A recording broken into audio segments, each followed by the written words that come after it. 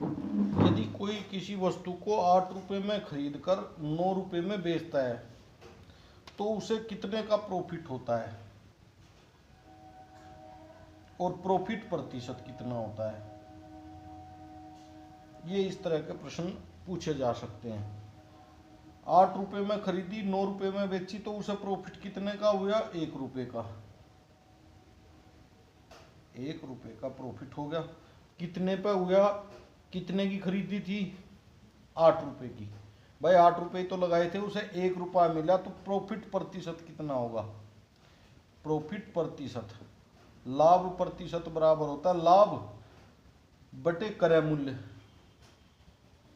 लाभ बटे क्रय मूल्य। कितना लगाए थे उसने, 8। 8 रुपए पे 1 का फायदा, 8 रुपए लगा के 1 रुपया कमाया उसने, और 100%, अर्थात कितना,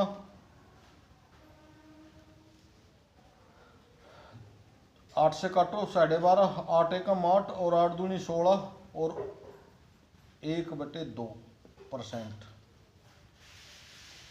1/8 को अभी बताया था मैंने कितना, 12 से ही 1/2%, अर्थात 12 दूनी 24 और 1 25/200, 25/200 और 25/200, अर्थात 12.5% को हम 1/8 लिखते हैं। अभी पहली वीडियो में, चूंकि ये वीडियो बनाते समय कॉल आ गई थी इसलिए वो पहली वीडियो में चले जाएगा, 2 पार्ट में अभी यहाँ गिरूंगा। तो ये हो गया 1/8, अर्थात 12.5%। सीधा भी लिख सकते थे परंतु मैं ये करके दिखाया, क्योंकि अभी मैंने पीछे बताया था 1/8 को हम 12.5% लिखते हैं, 12 96 या यूँ कह लीजिए। तो लगभग जो है कितना होता है, ये हो गया 12, 1/8 को कितना, 12 से ही 1/2% सीधा लिख सकते हैं। ये समझ में आ गया होगा। यदि हम किसी वस्तु को, सीपी क्या होता है, कॉस्ट प्राइस, इसमें यदि किसी ने 8 रुपए में खरीदी, उसे लेने में उसे जो है 2 रुपए का और अतिरिक्त व्यय हो गया तो वो भी उसमें जुड़ेगा, तो टोटल सीपी 10 भी हो सकता है। तो इस प्रकार से जो है खर्च भी उसी में जुड़ जाता है, तो वो फिर कॉस्ट, टोटल लागत मूल्य हो जाता है, TCP, total cost price. Selling price, जितने में वस्तु को बेचते हैं। प्रॉफिट, इन दोनों का अंतर। लॉस, यदि हम 8 में खरीद के 7 में बेचते तो लॉस हो जाता है 1 रुपए का, तब लॉस प्रतिशत क्या निकालते। यहीं से चलो नेक्स्ट क्वेश्चन ले लेते हैं कोई भी।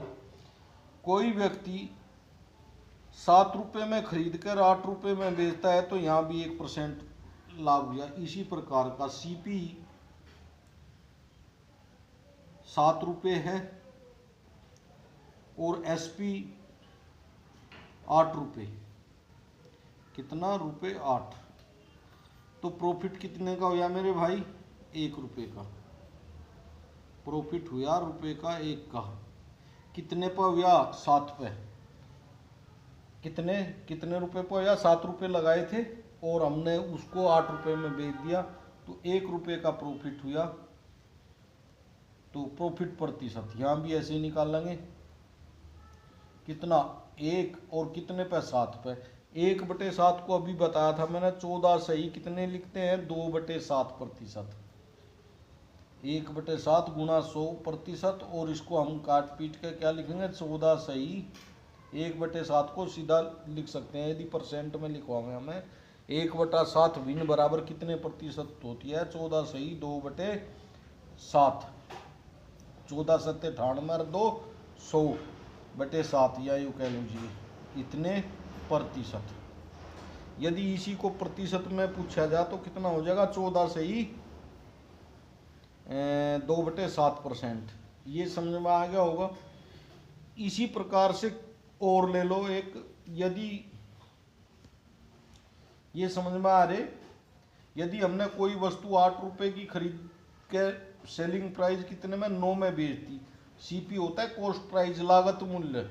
8 रुपये हमारे लगे और हमने उसे 9 रुपये में बेच दिया तो उसमें हमें 1 रुपये का लाभ हुआ। प्रतिशत में यदि निकालना तो 1 का लाभ हुआ, कितने पर, 8 रुपये हमने लगाए थे, जो हमने लगाए थे उस पर निकाल लेंगे। तो 1/8 को हम सीधे 12.5% भी लिख सकते हैं, या गुणा 100 कर लो तब भी 12.5% आएगा, 8 से भाग दे देंगे 100 को। ऐसे ही यदि कोई वस्तु हमने 7 रुपए की खरीद के और उसको 8 रुपए में बेचा, 7 रुपए हमने लगाए थे, 8 रुपए हमने कमाए अर्थात हमें प्रॉफिट 1 रुपए का हुआ। प्रतिशत में कितना हुआ, 1 रुपए का प्रॉफिट 7 रुपए लगा का हुआ, गुणा 100 अर्थात 1/7 को यदि फ्रैक्शन में लिखें, भिन्न में लिखेंगे 1/7 फ्रैक्शन को, तो 14 से ही 2/7 प्रतिशत। ये ध्यान रखने की बात है। 1/8 सीधा 12.5% वहाँ देखना है हमें, ये नहीं यहाँ कैलकुलेशन करनी, सीधा याद होने चाहिए। ये मैंने पहले लिख के बता दिया ये अभी पहली वीडियो में। अब नेक्स्ट क्वेश्चन,